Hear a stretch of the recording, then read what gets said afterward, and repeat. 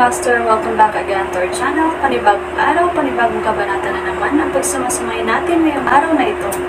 At kung bago ka sa ating channel, pag-click ang subscribe button and hit the notification bell para updated kayo sa ating mga susunod na videos.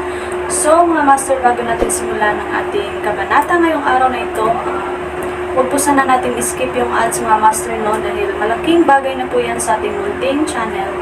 So simulan na natin kabanata ngayong araw na ito. Let's go! Kabanata 1091 hanggang 1110. Kabanata 1091. Ang true energy materialization ay maaari lamang may sagawa sa ika-6 na ranggo. Kapag naisagawa na, ang true energy ng isang tao ay maaaring magkaroon ng anumang anyo o hugis. Samantala, ang isa ay kailangang maabot ang hindi bababa sa ika-6 na ranggo upang may sagawa ang sword energy. Nangangailangan ito ng mahusay na kasanayan sa mga diskarte sa espada at makapangyarihang true energy. Sa sandaling pinalabas ni James ang isang pagsabog ng sword energy, natigilan si Hades. Naiwasan niya ang pag-atake. Tulad ng isang homing missile, hinabol siya ng sword energy. Bumagsak si Hades sa lupa. Nagdilim ang kanyang mukha, at naglunsad siya ng mga kamao. Whoosh! Nagtransform ang mga kamao sa isang invisible tornado at hinaranggan ang sword energy, na dahan-daang nawala. Nang makita ito, isang panginginig ang bumalot sa gulugad ni James.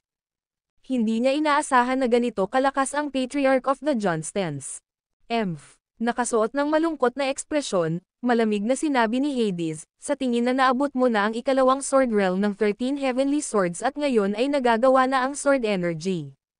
Hindi ka magagapi kung hahayaan kitang mag-cultivate pa. Nakakahiya na mamamatay ka dito. Gusto ni Hades na patayin si James. Noong una, gusto niyang hulihin si James at tanungin siya kung nasaan ang mga painting. Gayunpaman, ngayon ay nagpakita na si James ng hindi kapani-pani walang lakas, kailangan niyang tapusin siya dito ngayon para maalis ang anumang banta sa darating.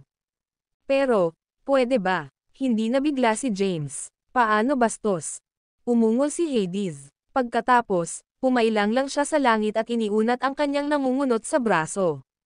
Bahagyang winawagayway ang kanyang kamay, naging sanhi siya ng makapangyarihang true energy na maging isang bola ng apoy. Celestial Fire Art. Namutla ang mukha ni Zayden. Yasmin exclaimed, "To think that this guy could force out the Johnstons, Patriarch's signature move." Pagkasabi niya nun ay napatingin siya kay James. Samantala, tuwang-tuwa ang mga martial artist ng Johnston. Ang Celestial Fire Art. Ito ay isang signature martial art skill ng mga Johnston. Ayon sa alamat, ito ay isang martial art skill na nilikha ng ating mga ninuno ilang siglo na ang nakakaraan. Sa lahat ng ito, walang sino man ang matagumpay na nakapaglinang nito. Si James ay patay na karne. Ang mga disipulo ng Johnston ay lahat ay tumingin kay Hades sa pag-asa. Si Kennedy, isang 5th rank martial artist, ay kabilang sa kanila. Natigilan, napabuntong hininga siya, nagtataka ako kung anong antas ang Celestial Fire Art ng Patriarch. Natigilan ang lahat nang makita ang galaw ni Hades. Parami ng parami ang apoy na natipon. Pinagmasdan ng mabuti ni James si Hades. Nagliyab ang bola ng apoy. Napakalakas nito na maging kalawakan ay nasira. Nakakabulag ang liwanag na nakasisilaw. Bahagyang umiwas ng tingin si James. Kunin mo ito. Isang dagandong ang dumating. Pagkatapos, isang bola ng apoy na halos 1 metro ang lapad ay dumiretso kay James. Nakaamoy ng panganib si James. Sa kanyang kasalukuyang estado, malubha siyang masasaktan kapag nataman ng bola ng apoy. Itinaas niya ang kanyang espada, na kumikinang sa maliwanag na liwanag. Pagkatapos, lumukso siya sa hangin at nilaslas ang kanyang espada. Pumutok ang makapangyarihang sword energy at bumangga sa bola ng apoy. Sa isang iglap, nawasak ang bola ng apoy. Gayunpaman, sa sandali ng pagkawasak, ito ay nabasag sa hindi mabilang na maliliit na bola ng apoy. Ang mga martial artist mula sa malayo ay mabilis na umiwas sa mga bola. Bagamat nagawa ni James na sirain ang bola ng apoy, nataman siya ng isa sa mga labi sa kanyang dibdib. Pagkatapos, bumagsak siya sa lupa. Sa sandali ng pagbangga, naramdaman niya ang matinding sakit sa kanyang likod. Nahihirapan siyang tumayo. Pagtingin niya pababa, napagtanto niyang duguan ang dibdib niya. Ang sakit ay masakit. Malakas siya. Natakot siya sa kapangyarihan ni Hades. Sa sandaling iyon, isang pares ng nag-aalab na kamao ang bumagsak sa kanya. Ang tunay na enerhiya ng mga apoy ay nagpapadala ng panginginig sa kanyang gulugod. Naiwasan niya ang pag-atake. Boom! Sa sandaling ang apoy, na puno ng true energy, ay nakipag-ugnayan sa lupa, ang lupa ay dumagundong at ang mga bato sa malapit ay nabasag sa 1,000,000 maliliit na piraso. Walang humpay si Hades sa kanyang pag-atake. Sinubukan lang siyang iwasan ni James. Gayunpaman, sinaktan pa rin siya ng ilang beses. Sa bawat pagkakataon, nakakaramdam siya ng matinding sakit. Isang matandang lalaki ang nakatayo sa di kalayuan. Ang video na ito ay edited by Urban Storytelling. Kabanata 1092. May espada siya sa likod. Si Tobias iyon. Gayunpaman, hindi siya nakialam. Ang lakas ni James ay higit pa sa inaasahan niya. Na-curious siya kung hanggang saan ang kaya niyang gawin. Samantala, si James ay natatalo. Alam niyang papatayin siya kapag hindi niya gagamitin ang kanyang signature martial arts skill. Kaya naman, nakatulize niya ang Heavenly Breath. Binalot siya ng potent true energy at pumasok sa kanyang katawan. Pagkatapos, inilabas niya ang Invincible Body CD. Kaagad, ang kanyang katawan ay sumailalim sa matinding pagbabago at naging tanso ang kabuuan. Clank! Isang kamao ang tumama sa kanya. Ano? Nagdilim ang mukha ni Hades. Namanhid ang kanyang braso, at napaatras siya sa lakas. Napabulala si Zayden, ano ito? Kumunot ang noo ni Yasmin, at bamulong siya, ano ba itong martial arts skill na ito? Baka may naka-record sa 4 na paintings.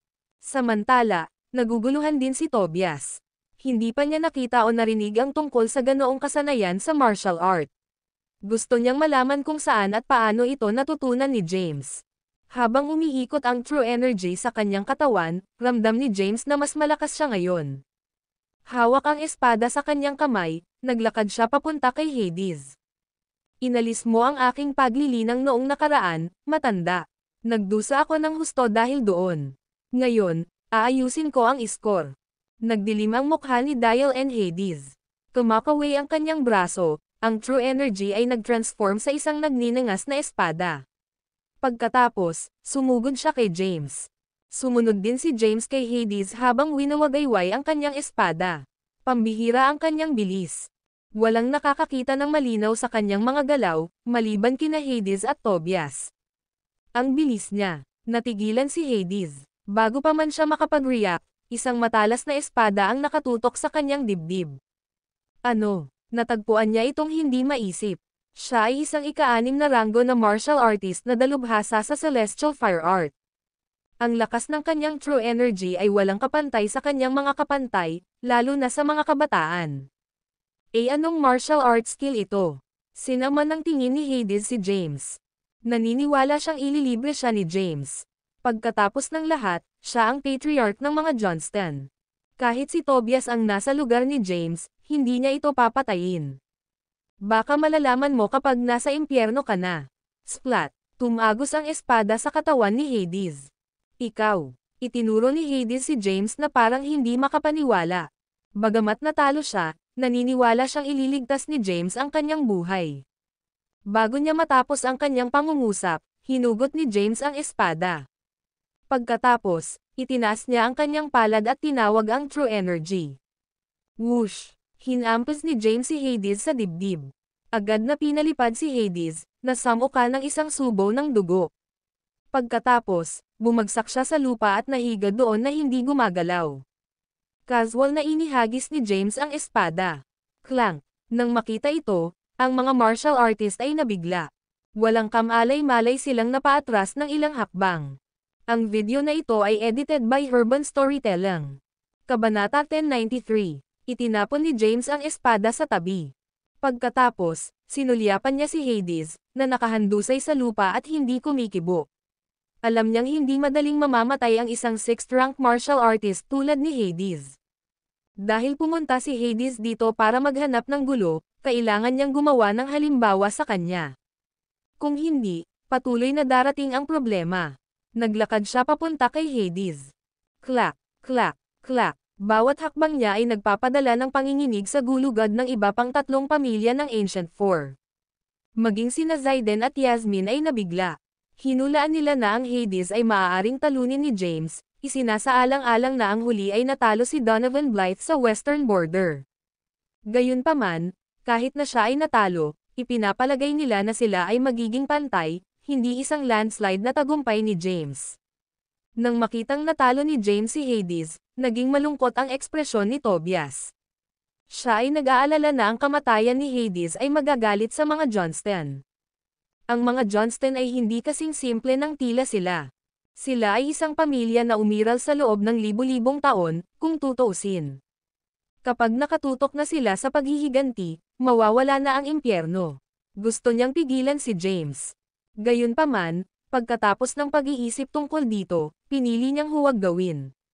Pagkatapos ng lahat, si James ay hindi na isang Kaydan. Ang kanyang mga aksyon ay walang kinalaman sa mga Kaydan. Ngayong naiwasan na ang krisis ni James, hindi na niya kailangang magpakita pa. Naglakad si James papunta kay Hades. Bagamat buhay pa si Hades, ang kanyang buhay ay nakabitin sa pamamagitan ng isang sinulid. Nakahiga sa lupa, mapatla ang kanyang mukha. Nahihirapan siyang umupo at tinapik ang ilang acupuncture point sa kanyang dibdib. Pagkatapos, pag-angat ng ulo, sinalubong niya ang tingin ni James. Isang ugat ang lumabas sa kanyang leeg, at malamig niyang sinabi, "Ano ang sinusubukan mong gawin, James? Ano ang sinusubukan kong gawin?" Tumingin sa kanya si James at sinabing, "Kill you, of course. You dare. Alam mo ba kung sino ako? Ako ang patriarch ng mga Johnston. Kung papatayin mo ako, hahabulin ka ng mga Johnston hanggang sa dulo ng mundo." Banta ni Hades, "Sinusubukan mo akong takutin." Malamig na ngumiti si James. Pagkatapos, ang makapangyarihang true energy ay natipon sa kanyang palad. Mula sa malayo ay nagkatinginan sina Zayden at Yasmin. Umiling si Yasmin, "Masyado siyang malakas. Kahit magsanib puwersa kaming dalawa, hindi kami magkakaroon ng pagkakataon laban sa kanya." Tumanggo si Zayden, tila sang-ayon sa opinyon ni Yasmin. Tapos na para kay Hades. "Maawa ka sa kanya." Sa sandaling iyon, isang boses ang dumating. Napalingon si James. Isang babaeng nasa 25 taong gulang na nakasuot ng puting martial art uniform ang lumabas mula sa karamihan. Nagmamadali siyang lumapit kay James at nagmakaawa, "Pakiusap, hayaan mo na ang lolo ko." Malamig na tiningnan siya ni James at sinabing, "Let him go. Would he choose to let me go kung ako ang matatalo ngayon? I understand that a martial artist is above the law. In that case, in this world where the idea of nangingibabaw ang survival of the fittest, natural lang na patayin ang natalo." Thud. Lumuhad ang babae kay James at nagmakaawa, Please spare him." "Anong ginagawa mo, Yumi? Huwag kang lumuhad." Umungol si Hades. "James, let bygones be bygones. Tapusin na natin itong walang katapusang awayan." Sabi ni Kennedy, naglakad papunta kay James. James looked at him and said coldly, "I haven't settled the score with you yet, Kennedy. Get lost this instant, or else, I won't mind killing a few more Johnstons." "Ikaw." Namutla ang mukha ni Kennedy. Scram. Kumaway si James. Ang makapangyarihang true energy ay natipon sa kanyang palad at hinampil si Kennedy. Namutla ang mukha ni Kennedy. Kahit na sinubukan niyang iwasan ang pag-atake, ang kanyang mga paggalaw ay masyadong mabagal. Siya ay pinalipad at bumagsak sa lupa, sa mukha ng isang subo ng dugo. "Haha." Humagalpak ng tawa si Hades. "Patayin mo ako, James. Gayunpaman, ginagarantiya ko na hindi rin ito magtatapos para sa iyo. Sa gusto mo." Itinaas ni James ang kanyang kamay, at muling natipon ang true energy sa kanyang palad. Desidido si James na patayin si Hades. Ang mga Johnston ay patuloy na gumagawa ng gulo para sa kanya. Noong nakaraan, inalis pa nila ang kanyang martial arts skills. Kung hindi dahil sa tulong ni Thomas, namatay siya sa mansyon ng mga Johnston. Gayunpaman, tama si Hades. Kung papatayin siya ni James, mawawala ang lahat. Ang video na ito ay edited by Urban Storytelling. Kabanata 1094. Para saan ka nakatayo dyan? Nang makitang nag-aalangan si James, pinukaw siya ni Hades. Alam niyang hindi siya mangangahas na patayin siya ni James. Ang makapangyarihang true energy na naipon sa palad ni James ay hinayla si Hades palapit sa kanya. Hindi ka makakatakas sa parusa. Pagkatapos, hinampas ni James ang tiyan ni Hades, na sumire sa kanyang elixir field. Sa isang iglap, lahat ng true energy ni Hades ay nawala. Kaagad pagkatapos, hinawakan niya ang kamay ni Hades at nagpakawalan ng lakas. Basag. Nabasag ang mga buto. Arg. And Hades ay sumigaw sa matinding paghihirap. Namumugto ang kanyang mga mata, at namula ang kanyang mukha sa sakit. Pagkatapos, binali ni James ang lahat ng mga paa ni Hades at itinabi siya sa isang tabi na parang isang manikang basahan. Natulala ang lahat. Ba't siya baldado? Ang patriarch ng mga Johnston ay nagal-inang sa loob ng ilang dekada bago nakarating sa ika-6 na ranggo. Ngayon, siya ay ganap na baldado. Namutla ang mukha ni Kennedy nang makita ito. Ikaw. Mga mata na puno ng puot, pinandilatan ni Yumi si James at umungol. How dare you, James? Malamig na sabi ni James, I'm just returning the favor. He did the exact same thing to me before. Now, I've took away his true energy and all his martial arts skills. Pagkasabi nito ay tumalikod na siya para umalis. Nang masaksihan ang ganoong eksena, si Tobias, na kanina pa nagtatago sa sarili, ay huminga ng malalim at bamulong, gaano kabisyo sa kanya. I guess si Hades ay baldado na ngayon. Pagkatapos, mabilis din siyang umalis. Pagkaraan ng ilang oras, naalala ni Kennedy ang kanyang sarili at nagmamadaling pumunta kay Hades. Patriarch, okay ka lang ba? Bagamat humihinga pa si Hades ay nawalan siya ng malay. Bukod dito, siya ay malubhang nasugatan kahit na bago ito. Mamamatay siya kung hindi magamot sa oras. Agad na utos ni Kennedy, ano ang iyong nakatayo dyan? Bilisan mo at dalhin mo siya sa treatment room. Naiintindihan. Ang mga martial artist ng Johnstons ay nagmamadaling pumunta sa Hades, na ang buhay ay nakabitin sa isang sinulid, at dinala siya. Nagkatinginan sina Zayden at Yasmin na may gulat na ekspresyon. Samantala, umalis si James patungo sa rehiyon ng militar. Maraming tao ang nagkukumpulan doon. Hindi sila umalis. Sa halip, pabulong na pinag-uusapan nila ang nangyari sa seremonya. Hindi nagtagal, nakabalik si James ng ligtas. Nang makitang nakabalik na si James, natigilan ang hari. Then, he murmured, kumusta siya dito? Nang bumalik si James, hindi siya nagtanong ng anuman sa hari at hindi niya binanggit kung ano ang nangyari. Nagpatuloy lang siya sa seremonya ng paghalili. Naging maayos ang kaganapan. Umalis si James sa rehiyon ng militar sa hapon at bumalik sa mansyon ng emperador. Pagpasok niya sa premise, nakita niyang magkatabi sina Thea at Maxine. Nang mapagtantong nakabalik na si James, agad na tumayo ang dalawa at nagmamadaling pumunta sa kanya. Ayos ka lang ba? Sabay-sabay nilang tanong. Napangiti si James. Of course I am. Bakit mo natanong? Nanggagaling ang balita sa mga Johnston na nilumpo mo si Hades. Galit na galit sila ngayon. How could you act so recklessly? Hindi mo ba alam kung ano ang kaya ng mga Johnston? Paano mo magagawa ang ganoong bagay kay Hades? Saway ni Maxine sa kanya. Naglakad si James papunta sa isang gazebo sa looban. Pagkatapos, umupo siya at nagsindi ng sigarilyo. Sa pagtingin kina Thea at Maxine, sinabi niya, sa ilang kadahilanan, nakatanggap sila ng salita ng aking lakas. Inakala nila na nilinang ko ang sikreto ng 4 na pagpipinta at gusto akong hulihin upang tanungin ako tungkol sa bagay na iyon. Gayunpaman, minamaliit nila ang aking lakas. Pilayan ko si Hades para gumawa ng halimbawa sa kanya. Pero, alam mo ba kung ano ang pinasok mo? Ang mga Johnston ay isa sa Ancient Four. Their family consists of highly skilled martial artists. Si Maxine ay may suot na pag-aalala. Samantala, hindi pumayag si Thea. All things considered, I'd say Hades got off easy. Papatayin ko sana siya kaagad.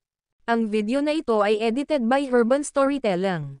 Kabanata 1095. Noong ginaya ni Thea si Maxine para iligtas si James, nakita niya sa sarili niyang mga mata kung paano kinuha ni Hades ang mga martial arts skills ni James.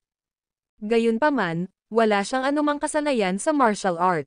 Kahit nasa suporta ng God King Palace, hindi siya maaaring kumilos ng walang ingat.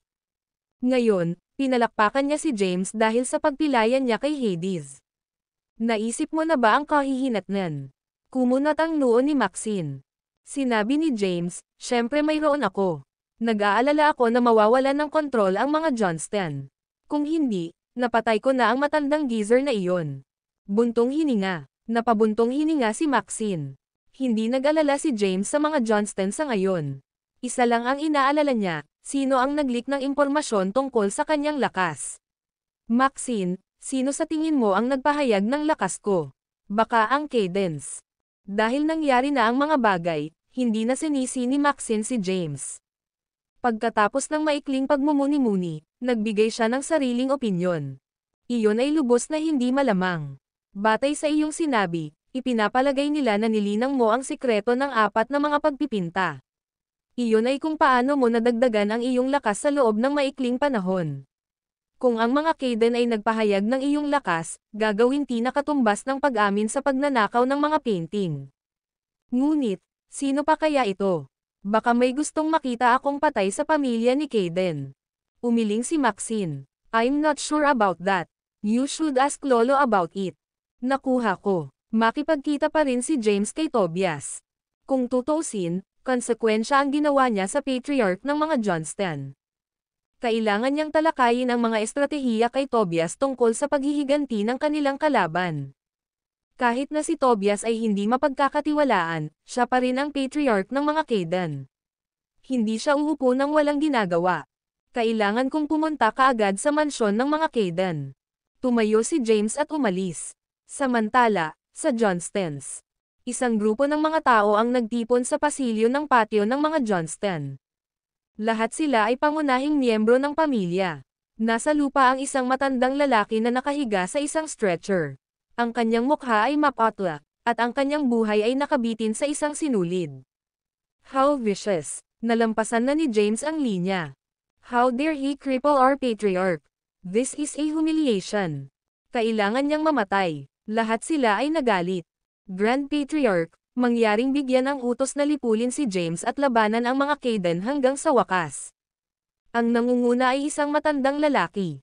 Ang kanyang mukha ay lukot, at siya ay nakasuot ng sinaunang damit. Ito ay si Jacob Johnston, Grand Patriarch ng Johnstons. Bago na itatag si Saul, siya ang duke ng nakaraang dinastiya. At kaya, tinawag din siyang Duke Johnston. Siya ay matanda na, mga 160 taong gulang. Dapat ay matagal na siyang patay. Ngayon, ang kanyang buhay ay pinananatili sa pamamagitan ng paggamit ng gamot. Walang nakakaalam kung anong antas ang kanyang martial art. Ang alam lang nila ay lumahok siya sa labanan laban sa Gusek 100 taon na ang nakalilipas. Kahit 1 siglo na ang nakalipas, siya ay isang 5th-rank martial artist. Ngayon, walang buhay at walang ekspresyon, ang kanyang mga mata ay wala ng lahat ng emosyon. Binuksan niya ang kanyang mga mata at tumingin sa isa sa mga Johnston at nagtanong, nabuksan na ba ng mga Kaden ang sikreto sa likod ng 4 na painting? Hindi ba obvious, Grand Patriarch? Eksakto. Kung hindi, paano naging ganito kalakas si James sa napakaikling panahon? Ngayon, kahit ang Patriarch ay wala ng pagkakataon laban sa kanya. Grand Patriarch, mangyaring bigyan kami ng utos. Bigyan ang mga Kaden ng mas maraming oras at sila ay araw na lipulin tayong lahat. Nagsalita ang mga Johnston. Si Jacob ay nasa malalim na pagmumuni-muni. Ang 4 na painting ay naiwan ng prinsipe ng Orchid libu-libong taon na ang nakalilipas. Ibinigay niya ang mga pintura sa bawat isa sa 4 na pangunahing opisyal. Sa loob ng libu-libong taon, binantayan sila ng Ancient Four. Bagamat nagkaroon ng mga aksidente, hindi pa rin nawala ang mga painting. Ang video na ito ay edited by Urban Storytelling. Kabanata 1096. Ngayon, gayunpaman, 3 pamilya ng Ancient Four ang nawalan ng kanilang mahigpit na binabantayang mga painting. Nalutas na ba niya ang misteryo sa likod ng mga painting? Hindi kaya ang mga paintings ay naglalaman ng mga record ng martial arts skills na nagbibigay daan sa atin upang maabot ang 9 na ranggo? Malungkot ang ekspresyon ni Yakov. Hindi siya nang ahas na kumilos ng walang ingat. Kung tutuusin, dapat matagal na siyang patay. Sa lahat ng ito, itinataguyod niya ang kanyang buhay sa pamamagitan ng pag-inom ng gamot. Kung ang kanyang true energy ay tumagas habang siya ay nasa gitna ng isang labanan, siya ay mamamatay sa loob ng ilang buwan. Kung pipiliin niyang panatilihin ang kanyang true energy, mabubuhay siya ng ilang taon pa. Hindi tayo dapat kumilos ng walang ingat. Pagkatapos ng maikling pagmumuni-muni, nag-utos siya, "We'll wait and see for now. I'll go to the Cadence Mansion personally." Bagamat hindi nasisiyahan ang mga Johnston sa desisyon ng Grand Patriarch, nanatili silang tahimik at tumango ng may paggalang. Tumayo si Yakov. Sa ilalim ng mapagbantay na titig ng mga Johnston, kinaladkad niya ang kanyang lumang katawan sa tulong ng isang tungkod at umalis sa pasilyo. Dumating si James sa Cadence. Nang makitang dumating na si James, agad na tumabi ang mga gwardya sa mansyon ng mga Caden. Ang mga Caden ay nasa gitna ng isang pulong, tinatalakay kung paano pinakamahusay na lutisin ang bagay. Sa sandaling iyon, tumakbo ang isang alagad ni Caden at sumigaw, "Patriarch, narito si James." Nang marinig ito, tumayo ang lahat at tumingin sa pinto. Pumasok si James na naka-casual attire. Nang makita niya ang mga ito, saglit siyang natigilan bago nakangiting sinabing, "Nasa gitna ba kayo ng diskusyon? I guess I came at the wrong time." Na-dismiss. Agad namang utos ni Tobias, "You're all free to go." Naiintindihan. Habang papaalis ang mga Caden, hindi nila maiwasang masulyapan si James.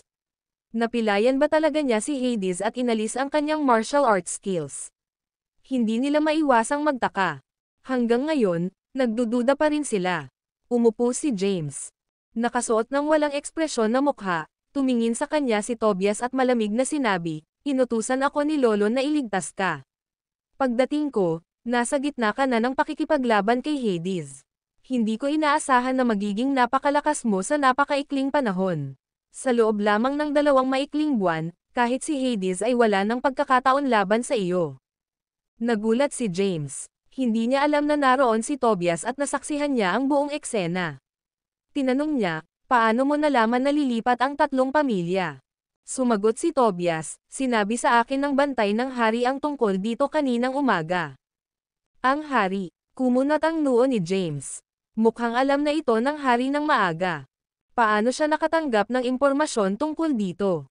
Pagkatapos ng maikling pagmumuni-muni, nagtanong si James, "Ang 3 pamilya ay gumawa lamang ng isang hakbang pagkatapos malaman ang tungkol sa aking lakas. Akala nila ay nilinang ko ang mga kasanayan sa martial art ng 4 na pagpipinta. At kaya, gusto nila akong hulihin at tanungin ako tungkol dito. Sino sa tingin mo ba ay ipinahayag sa kanila ang impormasyong ito?" Tumingin siya kay Tobias. Sinalubong ni Tobias ang kanyang tingin at nagtanong, "Ano? Hindi ka ba naging ganito kalakas dahil nilinang mo ang kasanayan sa martial arts sa mga painting? So, yun din ang iniisip mo?" Tumanggo si Tobias at sinabing, "Wala akong maisip na paraan para lumaki ng ganoon kalakas ang isang martial artist sa maikling panahon. Tiyak na ibinigay sa iyo ng lolo mo na si Thomas ang martial arts skills ng 4 na painting." Thomas, siya ang nasa likod ng pagnanakaw ng mga painting, hindi ba? Hal, nakangiting sabi ni James. Pumunta siya rito para tanungin si Tobias. Gayunpaman, tila mali rin ang pangunawa ni Tobias. "Bakit ka tumatawa? Hindi ba ito ang totoo?" Hindi, sabi ni James na may determinadong tingin. "Kung ganoon, paano ka naging malakas? Hindi mo kailangang malaman iyon. Pumunta ako ngayon dito para hilingin sa iyo na imbestigahan ang pagtagas ng impormasyon na ipinakita ko lamang ang aking lakas sa mansyon ng mga Caden. Ito ay dapat na isang Caden o isang especially iya mula sa iba pang 3 pamilya." "Naiintindihan ko. I'll see to it." Tumanggo si Tobias. Tumalikod na si James para umalis. Nang makalabas siya sa pintuan, isang figure ang lumapit sa kanya. Bago pa siya makapag-react, pinalipad siya sa foyer ng Cadence. Ang video na ito ay edited by Urban Storytelling. Kabanata 1097. Bago pa man makapag-react si James, pinalipad na siya pabalik sa foyer. Sa sandaling tumama ang malakas na suntok sa kanyang dibdib, naramdaman niya ang matinding sakit sa buong katawan. Pagkatapos, umikot ang kanyang blood energy, at samuka siya ng isang subo ng dugo.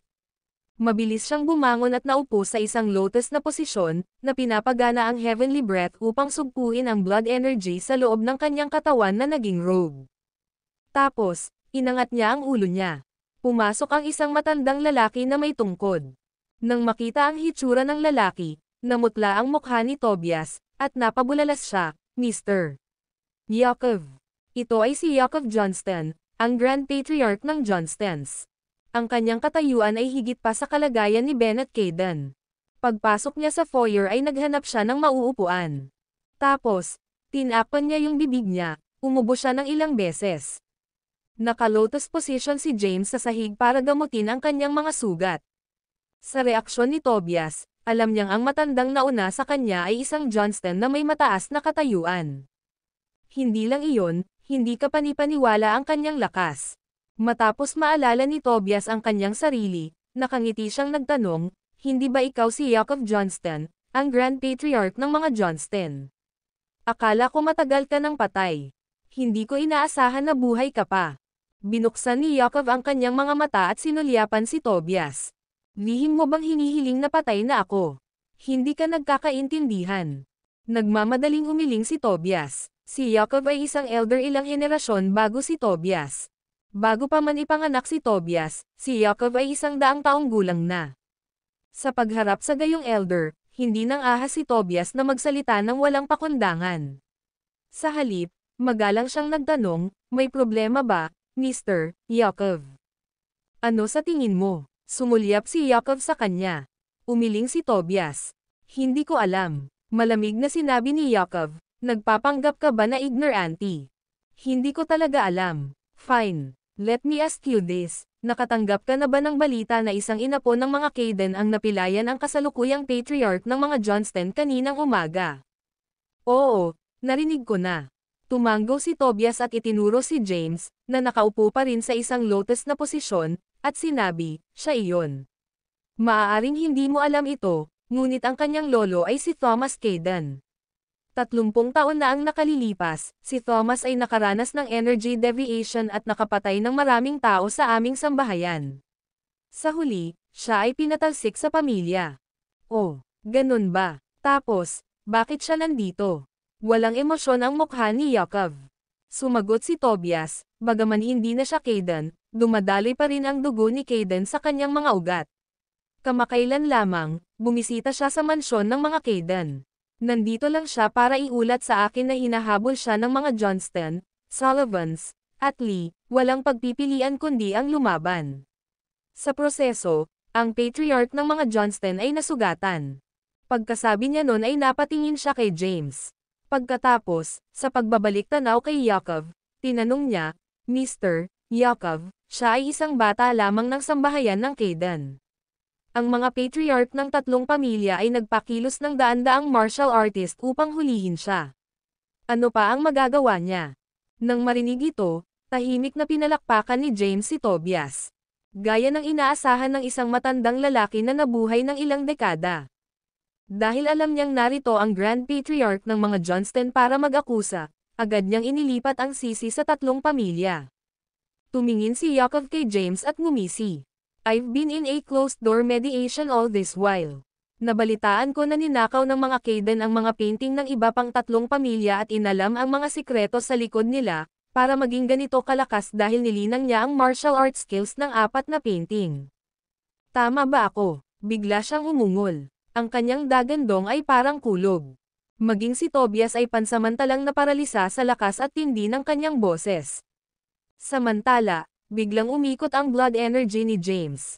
Nagtagal siya para makontrol muli ito. Gaano siya kalakas? Natigilan, napatingin si James kay Yakov. Ngayong naabot na niya ang ika-6 na ranggo, nagtataglay siya ng napakalakas na true energy na higit na nalampasan ang mga ordinaryong martial artist sa ika-6 na ranggo.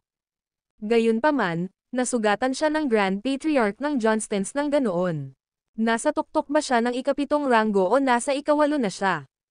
Hindi mo ari ni James ang tunay na lakas ni Yakov. Sa pagharap sa interogasyon ni Yakov, si Tobias ay nalilito kung ano ang sasabihin. Ang video na ito ay edited by Urban Storytelling. Kabanata 1098. Tumingin siya kay James at sinaway, James, totoo bang ninakaw mo ang mga painting ng 3 pang pamilya at na-unravel ang sikreto sa likod nila? Na-curious din si Tobias na malaman kung paano naging ganito kalakas si James sa maikling panahon. Gayunpaman, tumanggi si James na sabihin sa kanya ang totoo. Kaya, ginamit niya ang pagkakataong ito para ipilit siyang ibuhos ang beans. Matagal itong pinag-isipan ni James. Alam niya na hindi siya protektahan ng mga Kayden mula sa Grand Patriarch ng Johnstons kung hindi siya magbibigay ng kasiya siyang paliwanag.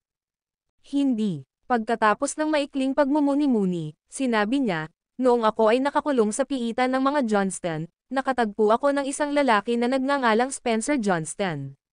Dahil alam niyang hindi na siya mabubuhay ng matagal, ibinigay niya ang kanyang true energy sa akin at itinuro sa akin ang Blythe Fist of Abomination.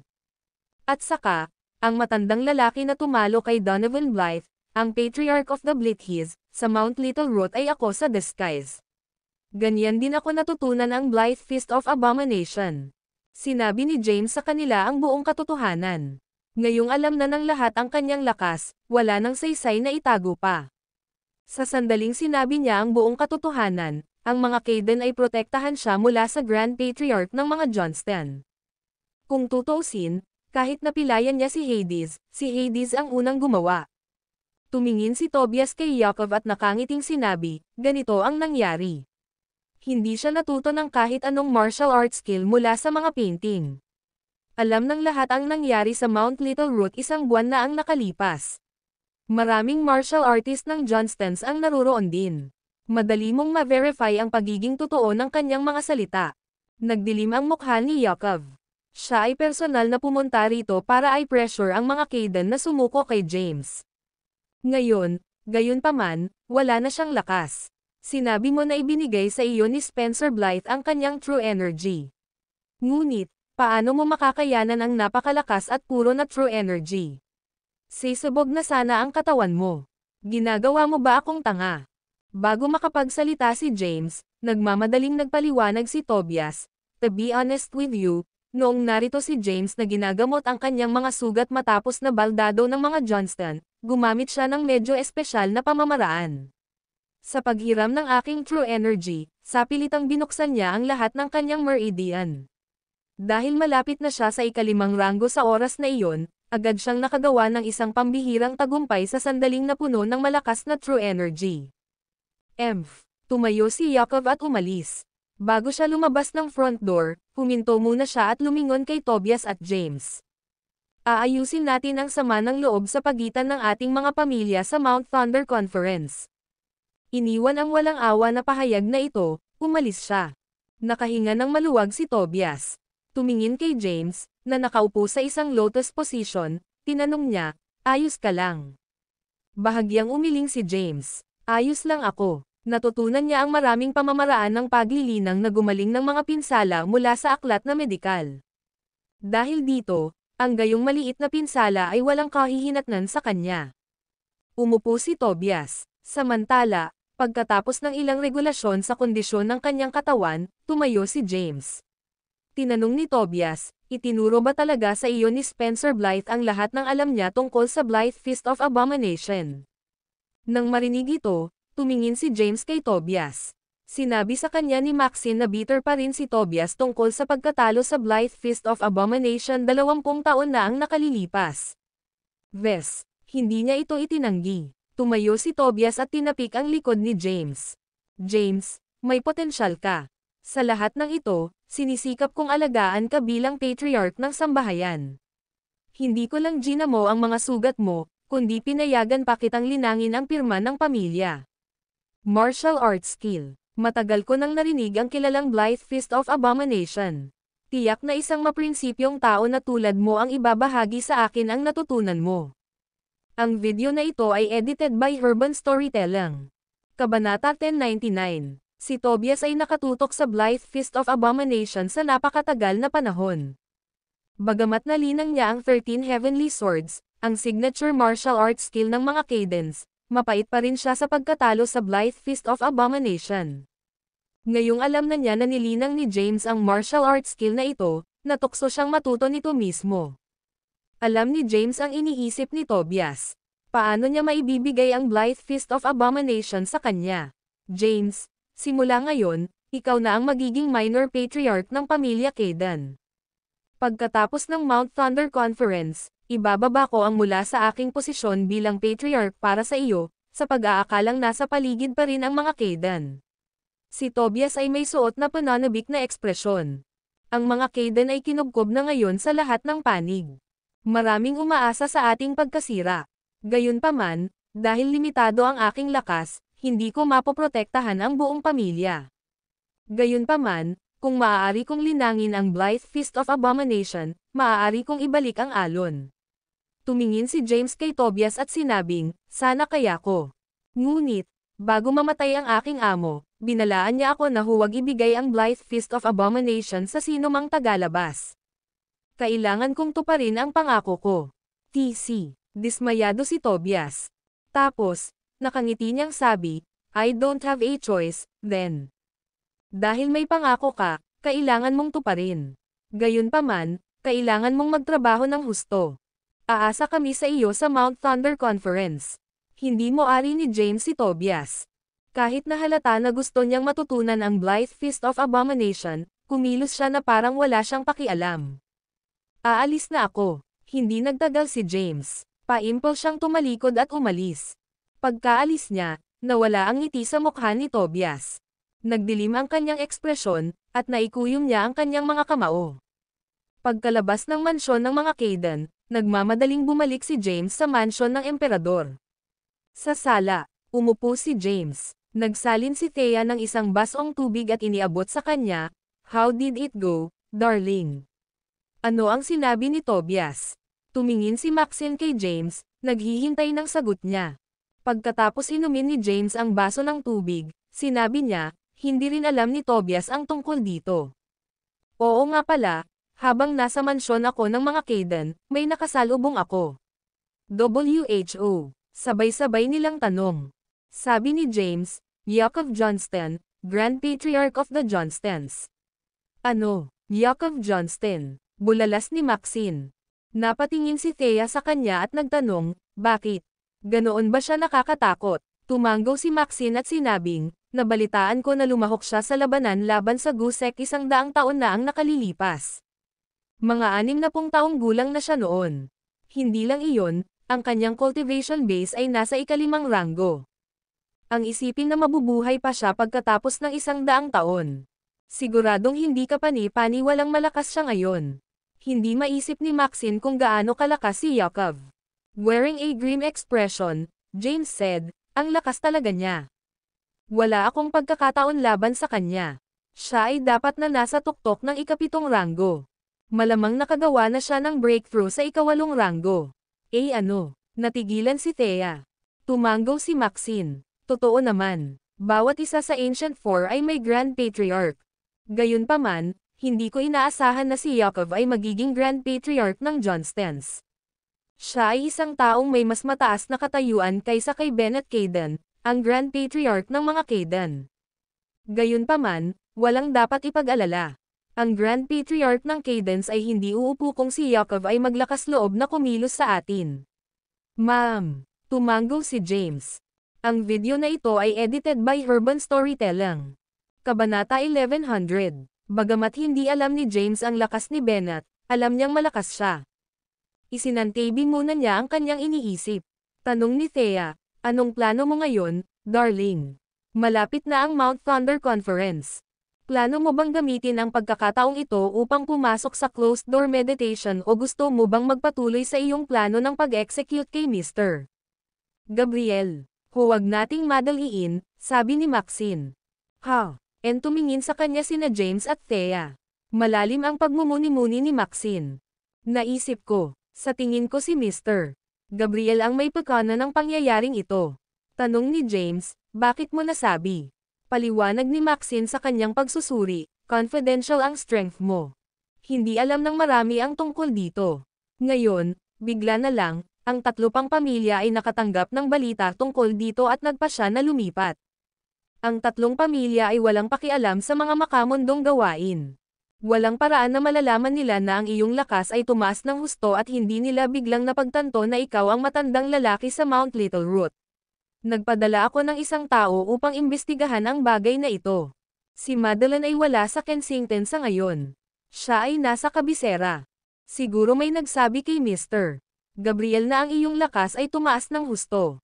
Dahil dito, si Mr. Natakot si Gabriel. Kaya naman humingi siya ng tulong sa 3 pang pamilya.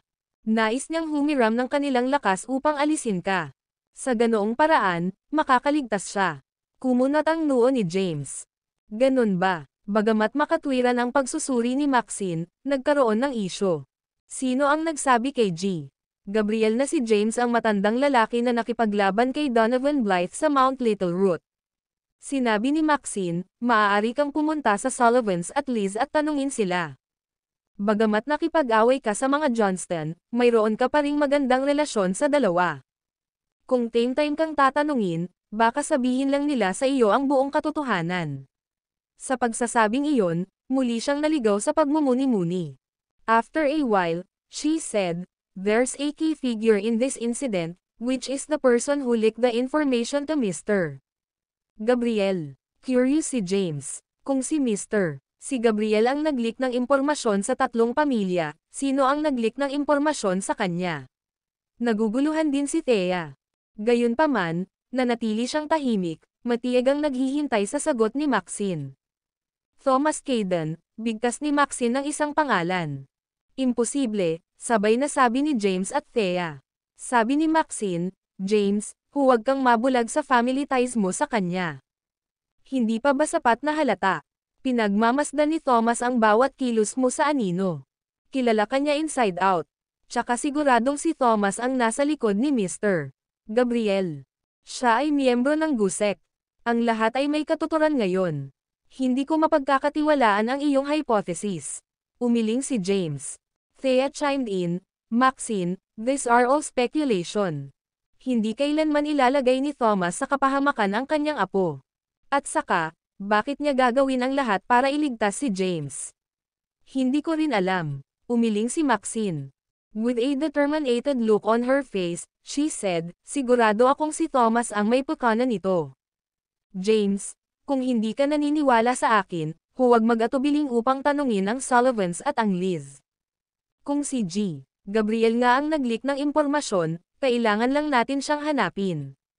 May plano ako. Anong plano? Napatingin si James kay Maxine. Sabi ni Maxine, I have thoroughly analyzed the situation. Si Mr. Gabriel ay maaaring inabandona ng GUSEC. Para iligtas ang sarili, humihingi siya ng tulong sa iba pang 3 pamilya para patayin ka. If that's the case, we can join forces with Mr. Gabriel. Agad namang umiling si James. Walang paraan. Bakit niya ako gagawin? Talagang gagawin niya, sabi ni Maxine. Ang mga tao ay takot sa kamatayan, lalo na ang isang tulad ni Mr. Gabriel na may malaking awtoridad. Kung talagang inabandona siya ng utak sa likod ng GUSEC, dapat niyang malaman na walang paraan para mabuhay siya ng matagal. Para mailigtas ang kanyang balat, tiyak na makikipagsanib puwersa siya sa iyo. Kapag nangyari iyon, hindi mo lang malalaman kung sino ang nag-leak ng impormasyon sa kanya, kundi makakakuha ka pa ng katalinuhan sa GUSEC. Bagamat hindi masyadong alam ni Thea ang tungkol dito, naniniwala siyang may saysay ang mga sinabi ni Maxine. Darling, tama siya. Bakit hindi mo subukang magtanong sa mga Sullivans at sa mga Lisa ngayon? Kapag natitiyak namin na si Mr. Si Gabriel ang nasa likod nito, mag-iisip kami ng paraan para makontak siya at subukang makipagtulungan sa kanya. Kung hindi, mapapatay na lang natin siya. Ang video na ito ay edited by Urban Storytelling. Kabanata 1101. Nagtiwala si Thea kay Thomas. Gayunpaman, may katuturan ang mga sinabi ni Maxine. Sulit itong subukan. Napaisip si James. Ang layunin niya ay patayin si Mr. Gabriel, akitin ang GUSEC, at hulihin silang lahat sa isang iglap. Sa kabaligtaran, sa pamamagitan ng pakikipagtulungan kay G. Gabriel, malalaman niya ang higit pa tungkol sa GUSEC. Ito ay isang magandang deal din. Sige, bibisitahin ko ang mga Sullivans at ang mga Lee. Pero hindi ko alam kung saan ang mga tirahan nila. Pupunta rin ako, sabi ni Maxine, minsan akong dinala ni Lolo doon. Alam ko ang daan. Sang-ayon ni James. Sa pagpapakita ni Maxine ng paraan, hindi magiging mahirap. Dahil sa ayaw niyang bigyan sila ng pagkakataong mapag-isa, nagmamadaling sinabi ni Thea, pupunta rin ako, darling. Thea, seryosong negosyo ito. Alam ko. Hindi na ako si Thea dati. As a third-rank martial artist, mas malakas pa ako kay Maxine, she said and glanced at Maxine. Aware of what Thea was concerned about, Maxine said smiling, "Sure, why not? Let's go," sabi ni James. Umalis ang tatlo sa Emperor's Mansion.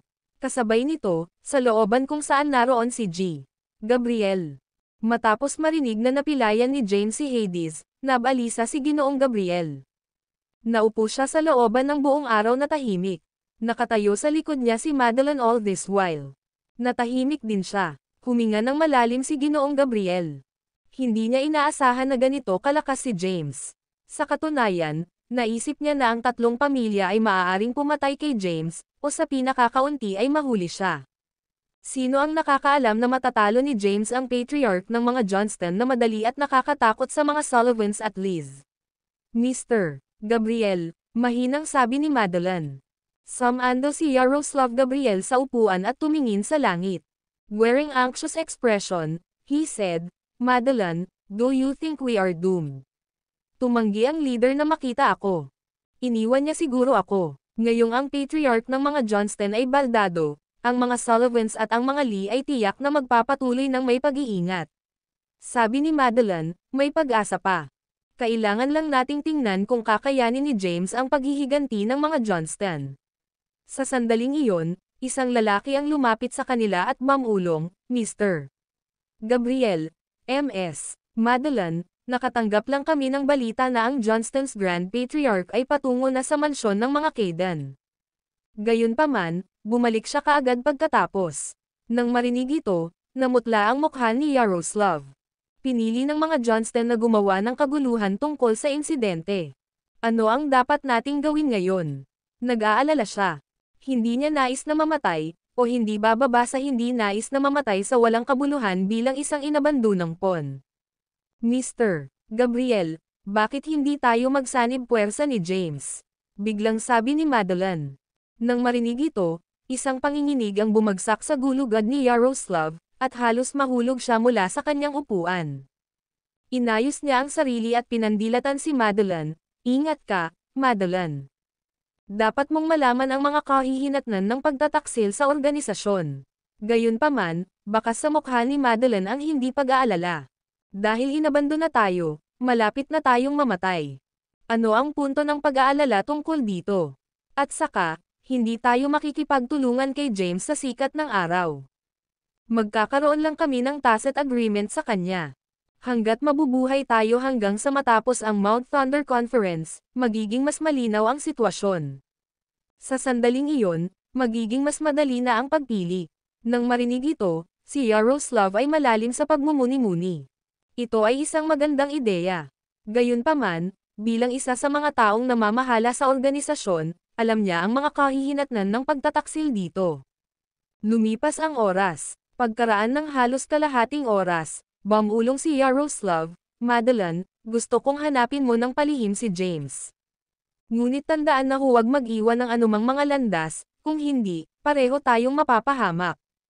Ang video na ito ay edited by Urban Storytelling. Kabanata 11:02. Naiintindihan ko. Tumanggaw si Madeline. "Sige, malaya ka nang umalis. Hindi ako nakatulog ng maayos nitong mga nakaraang araw, kaya't iidlap muna ako sa aking silid." Tumayo si Yaroslav. Hindi niya alam kung makakatulog ba siya, ngunit bukod sa umidlip ay wala siyang ibang magawa. Bumalik siya sa kanyang silid at nahigasi sa kama, ngunit hindi makatulog. Maraming taon na ang nakalipas mula noong huli siyang nakaramdam ng ganoong pagkabalisa.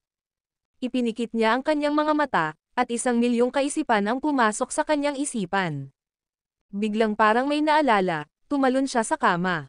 Ilang araw ang nakalipas, dumating si Thomas at sinabi sa kanya ang tungkol sa lakas ni James. Sinabi niya sa kanya na tiyak na mamamatay siya sa mga kamay ni James. Gayunpaman, sinabi rin niya sa huli na makakaligtas siya kung makakaisip siya ng paraan. Pwede bang? Point 2, nag-isip si Yaroslav ng isang posibilidad. Siguradong may ipinapahiwatig si Thomas. Pinapaalalahanan niya ito na makipagtulungan kay James para mabuhay. Hindi maiisip ni Yaroslav kung sino pa ang nagsasabi nito sa kanya. Gayunpaman, ito ay si Thomas Kaydan, ang lolo ni James. Kahit na si Thomas ay nakipagtulungan noon sa organisasyon at may isang uri ng awtoridad, siya pa rin ang lolo ni James. Sinisikap bang ipaalala sa akin ni Thomas na may alternatibong landas? Bulong niya. Tapos, tinawagan niya agad si Madeline. Kasalukuyang hinahanap ni Madeline ang kinaroroonan ni James. Nais niyang makahanap ng pagkakataon na lapitan siya at ipahiwatig ang kanilang nais na makipagtulungan sa kanya. Bago niya simulan ang kanyang pagsisiyasat, bumalik siya kaagad nang matanggap ang tawag ni Yaroslav. Sa kwarto, si Yaroslav ay nagpapainit ng kanyang mga kamay sa isang siga. Ganun pa man, nanginginig ang katawan niya. Pumasok si Madeline. Nang makita niya ito, nagtanong siya, Mr. Gabriel, nagdurusa ka ba sa pagbabalik ng frost venom? Umiling si Yaroslav at sinabing, malalang sakit ko ito, kaya sanay na ako. Dahil may depekto ang cultivation method ko, nagiging sanhi ito ng panginginig ng katawan ko. Oo nga pala, naalala ko ang sinabi sa akin ni Thomas. Thomas, natigilan si Madeline. Matapat na sinabi sa kanya ni Yaroslav, si Thomas ang VIP ng leader. Kanina pa niya tinulungan ang leader. Siya ang nagsabi sa akin na balak akong patayin ni James at ang lakas niya ngayon. Hindi lang iyon, may sinabi pa siya. Sinabi ni Yaroslav kay Madeline ang buong katotohanan. Madeline, is Thomas trying to tell me that our only way out is by cooperating with James? Layunin ba ni Thomas na lipulin ang pinuno sa pamamagitan ng kamay ni James? Malalim ang iniisip ni Madeline. After a while, she said, base sa sinabi mo, malamang. Ngunit paanong buhay pa si Thomas? Hindi ba matagal na siyang patay? Hindi mo naiintindihan. Si Thomas ay nakikipagtulungan sa organisasyon sa buong panahon. Siya ay isang matalino at tusong tao. Walang nakakaalam kung ano ang gusto niya. Nang banggitin si Thomas, naging malungkot ang ekspresyon ni Yaroslav. All this while, nag-iisa siyang nakakasalamuha. Magaling si Thomas na itago ang kanyang pagkatao. Sa loob ng mga dekada, walang sino mang ang nakakaalam ng kanyang pag-iral. Kahit si Thomas ay hindi niya moari. Gayunpaman, isang bagay ang natitiyak niya, malakas si Thomas. Napakalakas sa katunayan na kahit ang pinuno ay maaaring hindi magkaroon ng pagkakataon laban sa kanya. Nang marinig ito, sinabi ni Madeline, dahil binigyan ka ni Thomas ng pahiwatig, dapat nating gawin ang itinuro. Ngunit ayoko, sabi ni Yaroslav na may pagkadismaya sa mukha. Ayoko maging pon. Gusto kong hawakan ang aking kapalaran sa aking sariling mga kamay. Nagmamadaling sinabi ni Madeline, dapat priority natin ang pag-survive. Humanap ng paraan para makipag-ugnayan kay James. Pagkatapos, ako ay ice ni ELF sa K, Centimo Sigma M aayusin ko ang isang lihim na pagkikita sa kanya. Nakuha ko. Ngunit mag-ingat na huwag hayaan ang iyong pagbabantay. Ang mga impormante ng organisasyon ay nasa lahat ng dako. Huwag mong ibigay ang sarili mo. Naiintindihan. Ang video na ito ay edited by Urban Storytelling. Kabanata 1103. Kabanata 1104. Pagkaraan ng maikling sandali ng pag-iisip, sinabi ni Zaiden, sa loob tayo mag-usap. Pagkasabi nito, sinulyapan niya ang nakapalibot na mga Sullivans at nagutos, you're dismissed.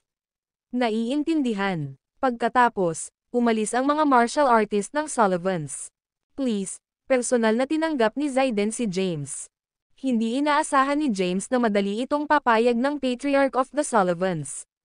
Nakahanda pa nga siyang gumawa ng karahasan kung mananatiling tikom ang bibig ng mga Sullivans. Pumasok sila sa mansyon ng mga Sullivans. Sa sala, isang katulong ang nagsilbi kay James at sa iba pang tsaa. Tumingin si James kay Zaiden at sinabing, naniniwala ako na oras na para sagutin mo ang tanong ko. Nanatiling tahimik si Zaiden. Tinitigan niya si James na nagtataka at nagtanong, bago sagutin ang tanong mo, may itatanong sana ako sa iyo. Magtanong ka. Tanong ni Zaiden, 2 months ago, isa ka lang hamak na martial artist. Paano ka naging ganito kalakas sa loob ng maikling panahon?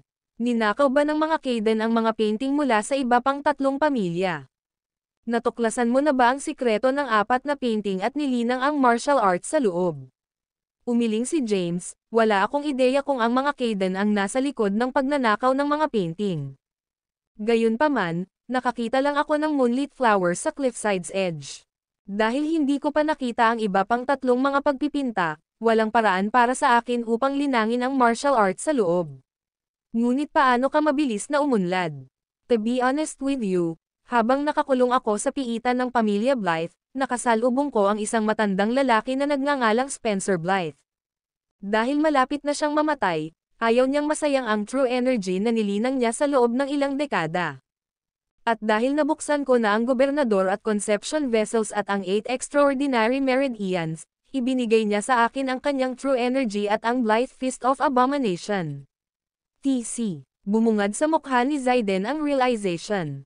Hindi nakakagulat na alam ni James ang Blythe Fist of Abomination. Namana pala niya ang galing sa isang Blythe. Teka, muli niyang tanong, kung ganoon, anong martial art ang ginamit mo para maging bronze ang katawan mo? Natatakot ako na wala akong masabi. Ito ang pinakamalaking sikreto ni James. Ang mas kaunting mga tao na nakakaalam, mas mabuti. Sinabi ko na sa iyo ang lahat ng kailangan mong malaman. Ngayon, sabihin mo sa akin ang tungkol kay Mr. Gabriel. Napatingin si James kay Zaiden. Dahil nag-aatubili si James na sabihin ang katotohanan, hindi na itinuloy ni Zaiden ang mga bagay na iyon. Nang marinig ang pangalan ni Yaroslav, nagdilim ang mukha ni Zaiden. Narinig mo na ba ang tungkol sa Good Devil? Oo, meron ako. Tumango si James. Ang kanyang lolo ay nagkunwaring kamatayan sa pamamagitan ng paggamit ng Good Devil bilang isang takip. Samantala, natakot si Tobias nang marinig ang mga salitang Good Devil. Tinanong niya, sino ang Good Devil? Sinabi ni Zaiden, halos lahat ng Shaolin martial artist ay nandoon sa pakikipaglaban sa Gusek. Sinasabi ng mga alingawngaw na si Callan Maverick, noon ay pinuno ng Gusek, ay tumakas pagkatapos ayusin ang isang subordinate na lumitaw sa kanyang kahalili. So si Callan Maverick ang Good Devil? Tanong ni James. Umiling si Zaiden. Hindi tayo nakakasigurado dyan. Ang Good Devil ay lumitaw lamang ilang dekada pagkatapos itatag ang Sol. Napakalakas niya kaya natakot siya sa sinaunang martial world. Sinasabi ng mga sabi-sabi na siya ay isang alagad ni Callan. Napabuntong hininga siya. Siguro siya mismo si Callan. Gayunpaman, walang nakakita sa kanyang nahitsura dati. Gayunpaman, kahit na hindi siya si Callan, ito ay dapat na kanyang alagad. Gayun din, ang salita sa kalye ay si Yaroslav ay isang disipulo ng Good Devil. Iilan lang ang nakakaalam tungkol kay Callan Maverick at sa Gusek. Pagkatapos ng labanan isang siglo na ang nakalilipas, nagtago sila at nanatiling mababang profile na nakita. Tanong ni James, ilang taon si Callan Maverick? 100 taon na ang nakalipas. Pinag-isipan ito ni Zaiden at sinabing, mula sa impormasyong ipinasa ng aking mga ninuno, dapat ay 40 taong gulang na siya, isang siglo na ang nakararaan. Ano ang tungkol sa kanyang lakas? 7 ranggo. Ano? Bulalas ni na James, Thea, at Maxine. 7 ranggo sa edad na 40. Ang video na ito ay edited by Urban Storytelling. Kabanata 1104. Nagulat silang tatlo sa sinabi ni Zaiden. Oo, tanong ni Zaiden, masyado siyang malakas. Kung hindi siya ganito kalakas, wala siyang ambisyon na sakupin ang mundo. Alam ni James na si Yakov Johnston, Grand Patriarch ng Johnstons, ay 160 taong gulang. Kahit na ang mga ordinaryong tao ay maaaring mabuhay ng hanggang 100 taon kung papansinin nila ang kanilang kalusugan, lalo na ang mga martial artist. Kung nakatakas si Callan Maverick noon, nasa 140 years old lang siya ngayon. May posibilidad na buhay pa siya. 7 ranggo 100 taon na ang nakakaraan sa edad na 40. Kailangang maging henyo siya. Ngayong 100 taon na ang lumipas, tiyak na nakagawa na siya ng isang pambihirang tagumpay sa 8 ranggo. Sa pag-iisip tungkol dito, huminga siya ng malalim. Tanong ni Maxine, ano pa ang alam mo tungkol kay Mr. Gabriel? Bahagyang umiling si Zaiden at sinabing, mysterious man. Kaunti lang ang alam ng mga Sullivans tungkol sa kanya. Ang alam ko lang ay nililinang niya ang True Frost Energy, kahit na sa pamamagitan ng isang maling paraan ng paglilinang. Ito ay nagiging sanhi ng kanyang panginginig kapag naglilinang. Tinanong ni James, saan siya nakatira? Umiling si Zaiden. Wala siyang alam tungkol dito. Ang mga Sullivans ay hindi kailanman nag-aalala sa kanilang sarili sa mga gawain sa labas ng mundo. Salamat. Alam ni James na wala na silang makukuhang impormasyon kay Zayden. Tumayo siya at tumingin kay Thea at Maxine, let's go. Pagkatapos, iniwan nila ang mga Sullivans at sumakay sa convoy. Tanong ni James habang nagmamaneho, ganyan ba talaga kalakas si Callan Maverick? Umiling si Maxine, hindi ko rin alam. Ang mga record ng labanan laban sa Gusek ay kaunti lamang sa Cadence. Ni hindi alam ni Lolo ang tungkol dito. Napabuntong hininga si James. Kung si Callan Maverick ang huling kalaban niya, halos imposibleng talunin siya. Sabi ni Maxine, now that we have confirmation na si Mr. Gabriel ang nag-leak ng information, tama yung hula namin dati. Kung mahahanap natin si Mr. Gabriel, malalaman natin kung si Thomas ang nasa likod nito. Maging si Thea ay naghinala kay Thomas. Kung tutusin, napatunayang tama ang haka-haka ni Maxine. Kung mahanap nila si G. Gabriel, ang buong katotohanan ay mabubunyag. Tumingin si Maxine kay James at nagtanong, ano ang gagawin mo kung si Thomas talaga? Tili, pinara ni James ang preno, at huminto ang convoy. Nakasuot ng malungkot na ekspresyon, sinabi ni James, kahit na si Lolo ang nag-leak ng impormasyon kay Yaroslav, sa palagay ko ay hindi niya gustong magdala ng pinsala sa akin. Alam niya na hanggat hindi nagpapakita ang mga Grand Patriarch ng iba pang 3 pamilya, hindi ako malalagay sa panganib. Sabi ni Maxine, kahit hindi kanya hilingin na masaktan ka, paano mo siya haharapin in the future? Siya ang tao sa likod ni Yaroslav at isang taong kaanib sa Gusek. Siya ay isang kasabwat ni Callan Maverick na gustong gumawa ng kalituhan sa mundong ito. Dalawa lang ang pagpipilian mo, isa, magbitiw bilang Dragon King at ang pinuno ng Commanders-in-Chief at umupo ng walang ginagawa habang ang mundo ay nahuhulog sa kaguluhan. Dalawa, lumaban ka sa lolo mo. Tiyak na hindi ito seryoso. Sabi ni Thea, huwag tayong mag-jump to conclusion. Huwag pilitin si James na pumili ngayon. Hindi pa lumalabas ang katotohanan. Natahimik si Maxine. Matapos huminga ng malalim, nagpatuloy si James sa pagmamaneho. Hindi nagtagal, nakarating sila sa mansion ng emperador. Pagpasok nila sa mansion, nagring ang phone ni Thea. Ito ay isang hindi kilalang numero. Sinagot niya ang tawag, hello, sino dyan? Ang video na ito ay edited by Urban Storytelling. Kabanata 1105. Madeleine Gabriel, isang boses ang dumating. Alam ni Madeleine na hindi siya basta-basta magtutungo sa mansyon ng emperador.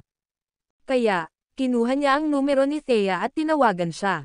Nang marinig iyon, natigilan si Thea. Tanong ni James, ano ang mali? Bumulong si Thea, si Madeleine pala. Natigilan si Maxine, kumunot ang kanyang mga kilay at nagtaka, bakit siya tatawag ng ganoong oras? Inilipat ni Thea ang tawag sa speaker mode at nagtanong, bakit ka tumawag? Nandyan si James. Hindi siya. Kaya kung ihatid ang mensahe mo sa kanya. Hindi, kailangan kong makausap ng personal si James. Napatingin si Thea kay James. Sabi ni James, nandito lang ako. Sabi ni Madeleine, huwag na tayong mag-usap sa telepono. Dapat tayong maghanap ng isang liblib na lugar upang magkita. Kung saan-saan kasi sa kabisera ngayon ang mga impormante. Ayokong may makaalam na nakikipagkita ako sayo. Padalhan mo ako ng mensahe kapag napagpasyahan mo na ang oras at lugar. Beep. Tanong ni Thea, bakit biglang tumawag si Madeleine? Pagkatapos mag-isip, sinabi ni Maxine, siguro natakot si Yaroslav pagkatapos marinig na natalo ni James si Hades. Kaya, inutusan niya si Madeleine na makipag-ugnayan kay James para humingi ng kooperasyon. Ito ay isang magandang bagay, hulaan ko. Makakatipid tayo ng oras sa paghahanap sa kanya. Humingi ng kooperasyon. Hindi pwede. Nagdududa, sinabi ni Thea, dapat tayong maging maingat sa mga pambihirang panahon. Ayaw naming mahulog ulit sa bitag ni Madeleine, kung tutuusin. Sabi ni Maxine, dahil si James ang magdedesisyon sa oras at lugar, wala kaming dapat ipag-alala. Walang pakialam si James. Hindi siya natatakot kay Yaroslav, lalo na kay Madeleine. Ang lahat ng pagbabalak at pagbabaka ay walang kaugnayan kapag nahaharap sa ganap na lakas. Pasok muna tayo sa mansion. Ako na ang mag-aayos ng meeting kay Madeleine mamaya. Pagkapasok ni James sa mansyon ay nagsimula na siyang maghanda. Noong siya ay Commander-in-Chief ng Southern Plains, hindi siya nagkaroon ng anumang impluwensya sa kapital. Ngayong siya na ang emperador, mas naging madali ang mga bagay. By his arrangement, makikipagkita siya kay Madeline sa isang bar mamayang gabi. Sasamahan siya ni Maxine. Noong una, ayaw ni Thea na mapag-isa sina Maxine at James. Gayunpaman, nang maalala niya ang mga salita ng mga kalahan ilang araw na ang nakalipas, pinili niyang pumikit. Sa halip, pinili niyang magsanay ng martial arts sa bahay. Bago lumubog ay umalis na sina James at Maxine. Sa loob ng sasakyan, nagtatakang tanong ni Maxine, ano bang problema ni Thea? Bakit bigla niya akong hinahayaang mapag-isa kasama ka? Nakangiting sabi ni James, you're overthinking things. I mean, ano ang big deal? Inilibot ni Maxine ang kanyang mga mata. Imposibleng epektibong makipag-usap sa isang tao na kakilakilabot sa pagkuha ng mga banayad na pahiwatig. Bar sa kapital. Bago pa man makapasok sa bar sina James at Maxine ay naririnig na nila ang ingay ng nakakabinging musika mula sa labas. Nagtungo sina James at Maxine sa isang lounge sa ikalawang palapag ng bar. Tanong ni Maxine, James, nakapunta ka na ba sa bar?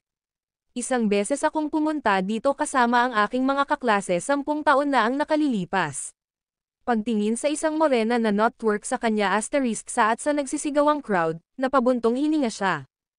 Ang mga kabataan ngayon ay ligaw. Susunod, bigyan natin ng palakpakan si MS. Kimberly, sabi ng isang boses. Pagkatapos, isang sexy-lukang, glamorous na babae ang umakyat sa stage. Ano? Nang makita ang itsura ng babae, natigilan si James. Ang video na ito ay edited by Urban Storytelling.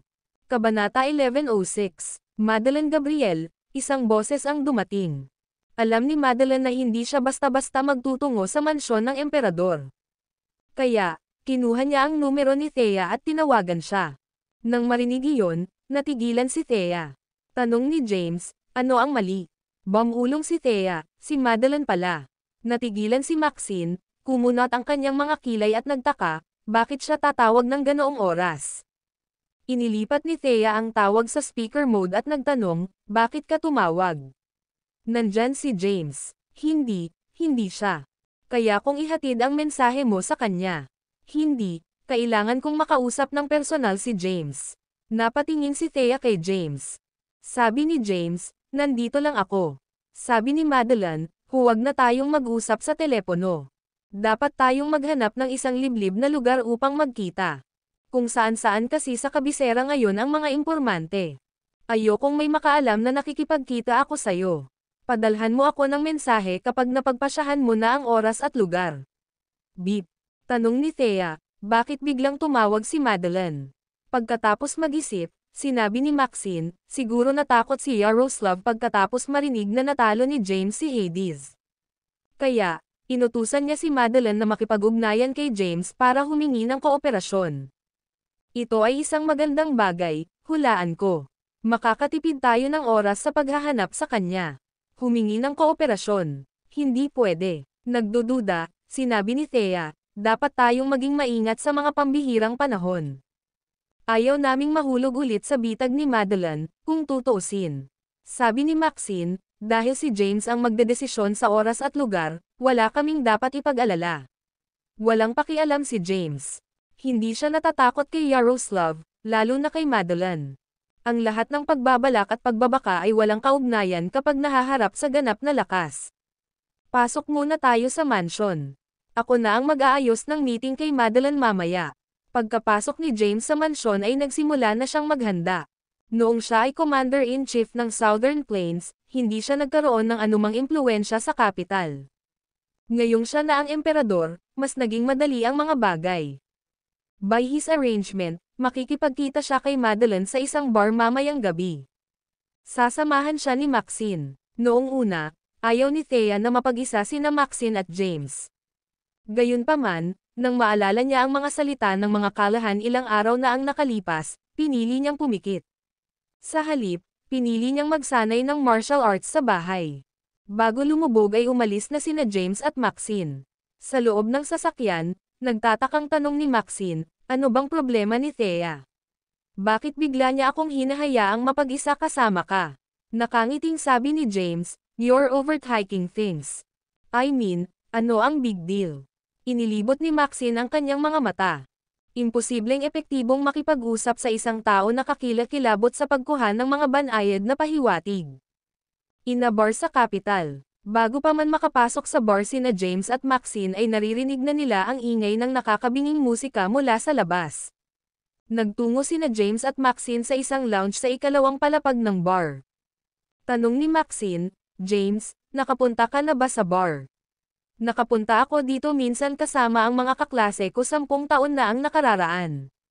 Pagtingin sa isang morena na notwork sa kanya asterisk sa at sa nagsisigawang crowd, napabuntong hininga siya. Ang mga kabataan ngayon ay ligaw. Susunod, bigyan natin ng palakpakan si MS. Kimberly, sabi ng isang boses. Pagkatapos, isang sexy-lukang, glamorous na babae ang umakyat sa stage. Ano? Nang makita ang itsura ng babae, natigilan si James. Ang video na ito ay edited by Urban Storytelling. Kabanata 1107. Ito ay si Delilah Kimberly, anak ni General Kimberly ng Southern Plains, at isang sikat na artista. As far as James could remember, she seemed to be a renowned figure in the entertainment industry. Gayunpaman, hindi niya maintindihan kung bakit siya nandito na kumakanta sa isang bar. Kilala mo ba siya? Tanong ni Maxine, nakita ang ekspresyon ni James nang mapansin ang babae sa stage. Oo, sabi ni James, anak siya ng isang general ng Southern Plains. Ang kanyang ama ay napatay sa labanan sa panahon ng isang misyon. Oh, umakyat si Delilah sa entablado. Naka-reveal ang damit niya, kung saan makikita ang puting lace bustier top niya. Nagkagulo ang mga tao. Delilah Kimberly. Twerk your asterisk sa. Umalangaw-ngaw sa buong bar ang mga hiyawan at malalaswang pananalita, at napunta sa sukdulan ang kapaligiran. Gayunpaman, ngumiti lang si Delilah. Nagsimula siyang kumanta, at ito ay musika sa pandinig. Tapos na siyang kumanta. Aalis na sana siya ng stage, may isang mukhang 30 anyos na lalaki ang umakyat sa stage na may dalang wallet. Dumukot ng balumbon sa wallet, binuksan niya ang zipper ng damit ni Delilah at itinulak ang balumbon sa cleavage nito. Tanggalan mo ang iyong damit at ito ay magiging iyo. Binuksan niya ang wallet niya at nilabas ang laman nito. Isang pakete ng mga banknote ang nahulog sa entablado. Naghiyawan ang mga tao. Tanggalin mo yang damit mo. Ipakita mo sa amin ang iyong katawan. Sir, hindi po ako stripper, nakangiting sabi ni Delilah. Pagkatapos, tumalikod siya para umalis. Gayunpaman, pinigilan siya ng lalaki na umalis. Sampal. Sinampal ng lalaki si Delilah sa mukha at pinagsabihan, kilala mo ba kung sino ako, B*H. Inutusan kitang habarin ang iyong damit. O kung hindi ka aalis sa lugar na ito ngayong gabi, naririnig mo ako.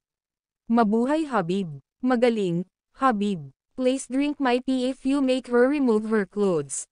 Bilisan mo. Nasa posisyon na ang kamera ko. Marami mula sa mga tao ang nagsimulang mang-uuyam. Sa madalas nilang pagpunta sa bar, alam nila kung sino ang lalaking nasa stage. Siya ay isang kasumpa-sumpa na playboy ng kabisera na may bagay sa pakikipaglaro sa mga babae. Gayunpaman, nanatiling tahimik si Delilah. Nakasuot ng matingkad na ngiti sa kanyang mukha, sinabi niya, bakit hindi kita samahan sa pag-inom, Habib? Tumingin si Habib sa mga tao at nagtanong, hey boys, dapat ko ba siyang tanggapin sa kanyang alok? Hindi. Dinilaan ang kanyang mga labi, sinilip ni Habib si Delilah mula ulo hanggang paa at ngumisi. Narinig mo sila. Hindi ka ba nauubusan ng pera? Tanggalin mo ang damit mo at bibigyan kita ng 500,000. Habib, 1,000,000. Si SS ay nakakuha ng 5,000,000. Ikaw, sampal. Sa galit, sinampal ni Habib si Delilah sa mukha. Agad na bumagsak si Delilah sa sahig. Gayunpaman, tinapan niya ang kanyang damit dahil nag-aalala siyang baka makita ang kanyang damit na panloob. Haha, nagtawanan ang mga tao. Nang makita ito, napakunot ang noo ni James na nasa ikalawang palapag ng bar. Nandito siya para makipagkita kay Madeline. Ang pagpupulong na ito ay maaaring magpapahintulot sa kanya na makipagtulungan kay G. Gabriel. Kung siya ay tumayo para kay Delilah, ang kanyang pagkakakilanlan ay malantad. Gayunpaman, bilang isang matuwid na tao, hindi siya maaaring tumayo nang walang ginagawa. Pumunta ka. Nang makitang nag-aalangan si James, sinabi niyang, "We can meet with Madeline any other day." Alam ni Maxine kung ano ang inaalala niya. Ang video na ito ay edited by Urban Storytelling.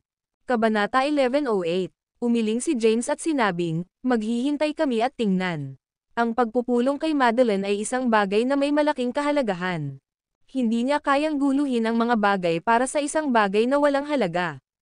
Sa entablado, nagmamadaling bumangon si Delilah. Ibinaba niya ang ulo niya at humingi ng tawad. Gayunpaman, walang pakialam si Habib. Ang mga bagay ay ang paraan na gusto niya. Ang ibabang Delilah ay ibinitin ang kanyang ulo, mas malakas ang sigaw ng karamihan ng tao. Inabot ni Habib at hinawakan ang damit ni Delilah.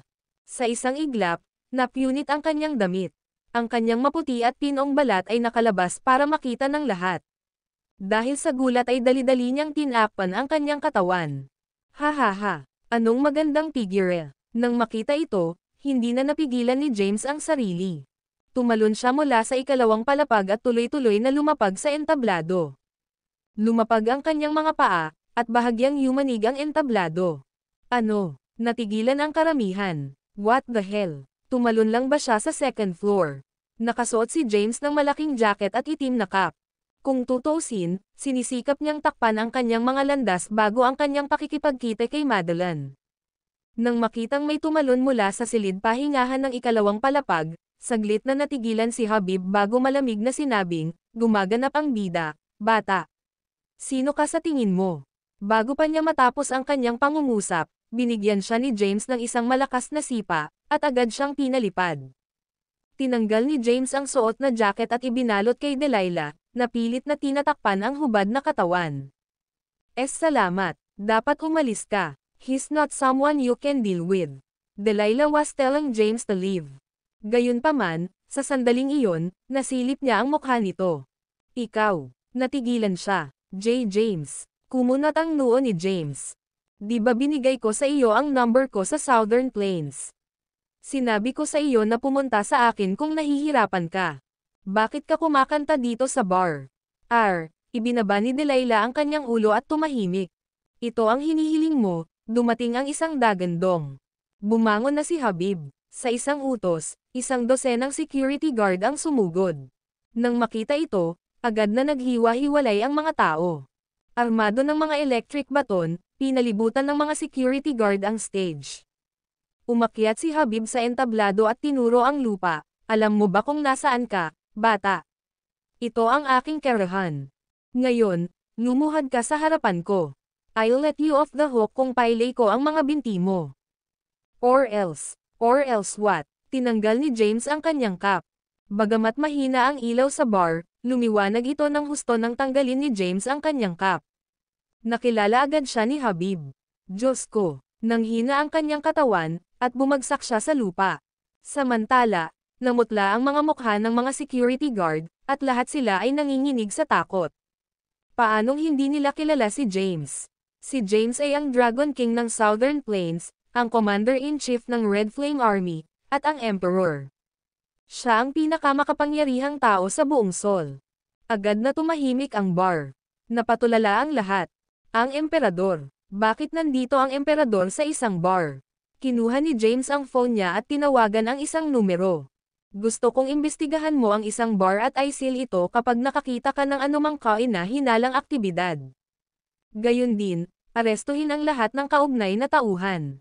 Nang marinig ito, natigilan si Habib.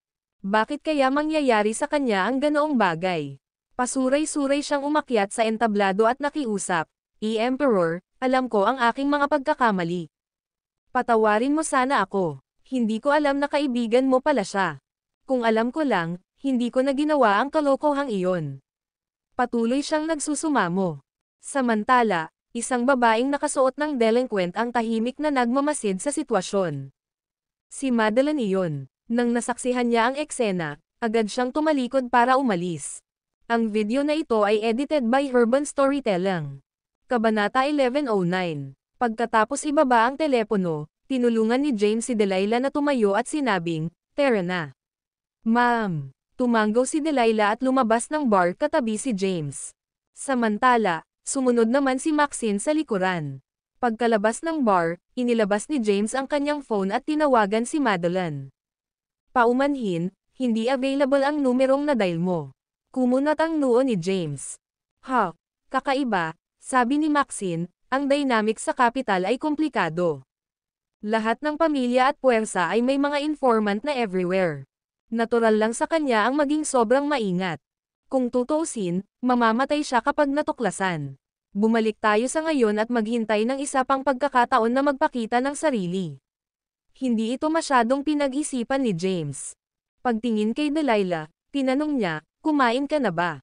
Napailing si Delilah. Dinala siya ni James sa malapit na restaurant at nag-request ng private room.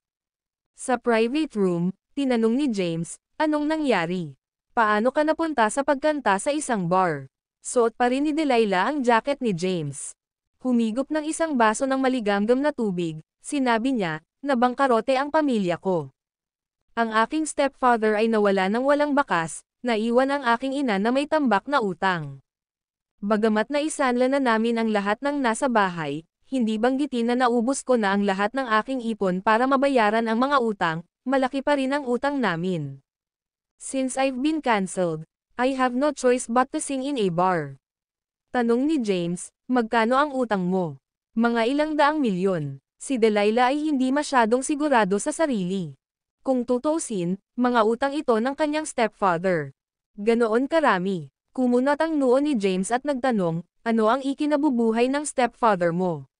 Sinabi ni Delilah, nagpapatakbo siya ng isang tech na negosyo, kaya dapat siyang isang medyo mayaman na tao na may mga asset na may kabuuang ilang bilyong dolyar. I heard from my mom that he antagonized some big shots. Kaya lang nabangkarote ang kumpanya niya at nawala siya ng walang bakas. Ano ang pangalan ng kumpanya? Sisiyasatin ko ang usapin. Blue Tech Corporation. Kinuha ni James ang phone niya at tinawagan ang isang numero. Imbestigahan ang dahilan kung bakit nabangkarote ang Blue Tech Corporation at alamin ang kinaroroonan ng may-ari nito. Salamat, Dragon General. Nagpasalamat si Delilah. Huwag mo nang banggitin. Anak ka ni General Kimberly. Responsibilidad kong alagaan ka ngayong wala na siya sa atin. Sinabi ko sa iyo na tawagan mo ako kung nahihirapan ka. By the way, anong ibig mong sabihin na nakansela ka? Napabuntong hininga si Delilah. Dahil malaki ang utang ng stepfather ko, kumatok ang mga debt collector sa pinto ng entertainment company na kinaroroonan ko. Mukhang makapangyarihan ang mga taong ito, kaya pinaalis ako ng kumpanya. Haharapin ko ito. Nagbigay ng assurance si James. Hindi niya inasahan na may mangyayaring hindi makatarungan sa kabisera. Tahimik siyang nanumpa na siyasatin ng husto ang bagay na ito. Maya-maya, dumating na ang mga pinggan. Pagkatapos kumain ng hapunan ay lumabas na sila ng restaurant. Sa labas ng restaurant, tinanong ni James, saan ka kasalukuyang tumutuloy? Sinabi ni Delilah, dahil na-auction namin ang aming bahay, kami ng aking ina ay kasalukuyang umuupa ng isang bahay sa mga suburb. Hayaan mo akong samahan ka pabalik. Nagmamadaling umiling si Delilah. Hindi na kailangan yan. Kaya kong ibalik ang sarili ko. Salamat sa iyong tulong. Kapag nalaban ko na ang jacket na pinahiram mo sa akin, ibabalik ko ito sa Emperor's Mansion. Pagkatapos, tumalikod siya para umalis. Nanatiling tahimik si James. Tanong ni Maxine sa tabi niya, babalik na ba tayo ngayon? Bumalik ka muna. I'll head over to the military region for a while, sabi ni James. Ma'am, sige, mag-ingat ka, sabi ni Maxine. Pagkatapos, umalis siya. Si James naman ay nagtungo sa rehiyon ng militar. Habang nasa daan ay tinawag niya si Blake.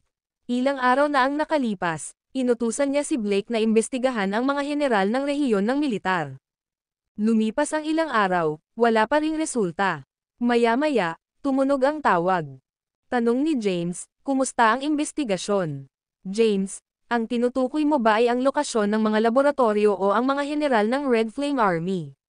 Pareho. Wala pa akong nakuhang maaasahang impormasyon tungkol sa lokasyon ng mga laboratorio. Sa ngayon, iniimbestigahan ko pa rin ang mga general ng Red Flame Army. Inalis nila kamakailan ang lahat ng bakas ng ginawa nila sa nakaraan, kaya mabagal ang pag-unlad. Ang video na ito ay edited by Urban Storytelling. Kabanata 1110. Gaano pa katagal ang kailangan mo? 1 o 2 araw siguro. Bilisan mo. Pagkatapos ng maikling pag-uusap ni Blake, ibinaba ni James ang telepono. Hindi nagtagal, dumating siya sa rehiyon ng militar. Sa daan, sumaludo sa kanya ang mga kawal. Sa opisina ng emperador sa rehiyon ng militar. Nakaupo si James sa isang upuan kasama ang ilang one-star generals na nakatayo sa harapan niya. Sinuri niya ang mga ito at tinanong, sino ang namamahala sa Red Flame Army pagkatapos ng kamatayan ng nakaraang emperador. Si Nathaniel ay humakbang pasulong at sinabing, si General Micah iyon. Sabihin mo sa kanya na gusto ko siyang makita, sabi ni James. Sinuri niya ang impormasyong nakuha niya tungkol sa mga general ng Red Flame Army. Si Braxton Micah ay isang 55 taong gulang na 3-star na general. Naiintindihan. Na-dismiss ka. Kumaway si James, at umalis na ang mga general. Gayunpaman, nanatili si Nathaniel. Sinulyapan siya ni James at nagtanong, may problema ba? Nakangiti, tinanong ni Nathaniel, Sir, balak mo bang alisin ang mga labi ng dating emperador? Tumingin sa kanya si James na may bahagyang ngiti at sinabing, mga labi o hindi, tungkulin nating pagsilbihan ang mga tao at ang bansa. Gayunpaman, naniniwala ako na dumating na ang oras upang muling ayusin ang Red Flame Army. Pagkatapos ng lahat, hindi ko gusto ang anumang hindi mababago, tiwaling mga numero sa hukbo. Kung ganoon, hayaan mong ipakita ko sa iyo ang ebidensya na nakolekta ko, bulong ni Nathaniel. Oh, napukaw ang curiosity ni James. Inabot sa kanya ni Nathaniel ang isang USB drive at sinabing, ito ang ebidensya na palihim kong nakolekta sa lahat ng mga taon na ito.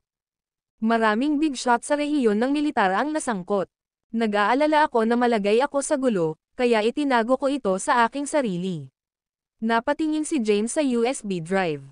Hindi siya nagmamadaling tanggapin ito at nagtanong, hindi ka ba natatakot na masangkot sa gulo ngayon? Nakasuot ng malungkot na ekspresyon, sinabi ni Nathaniel, ikaw ang Dragon King ng Southern Plains at hindi ka pa yumako ng anumang posisyon sa capital. Tsaka naniniwala ako sa ugali mo. Mag-aatubili ang estado na kumilos dahil maraming makapangyarihang tao ang arestuhin. Ngayong ikaw na ang emperador, naniniwala ako na hindi ka na maawa sa kanila. Naiintindihan ko. Malaya kang pumunta. Tinanggap ang USB drive, bahagyang kumaway si James. Tumalikod na si Nathaniel para umalis. Pagkalabas ng opisina, tumutulo ang pawis sa kanyang noo. Siya ay natatakot. Kung tutusin, maaaring masira ang kanyang kinabukasan. Baka maging target pa siya ng paghihiganti. Gayunpaman, narinig niya ang tungkol sa karakter ni James at ilang impormasyon ng tagaloob. Ginaya ng hari si James para patayin ang dating emperador. Dahil buhay pa si James at ngayon ay bagong emperador, maaari lamang itong mga hulugan na nagsimula ng kumilos ang hari. Aaladyan niya ang kabisera bago ang susunod na halalan. Pinili ni Nathaniel na manampalataya kay James. Kung totoong corrupted figure si James, matatanggap lang niya ang kanyang kapalaran. Napatingin si James sa USB drive sa kanyang kamay, sabik na malaman kung ano ang nasa loob nito. Ipinasok niya ito sa computer bago nagmamadaling hinugot na parang may naalala. Ito ay isang computer sa dating opisina ng emperador. Baka may mali dito. Mas ligtas para sa kanya na tingnan ito sa sandaling bumalik siya. Sumando siya sa upuan habang nag-iisip. Maya-maya lang ay nag-vibrate ang phone niya. Nilabas ni James ang phone niya. Ito ay isang hindi kilalang numero. What happened? Nalaman niya kaagad na si Madeline iyon. May nangyaring hindi inaasahan. Aayusin ko ang isa pang pagpupulong. Wait for my news, mabilis niyang reply sa message.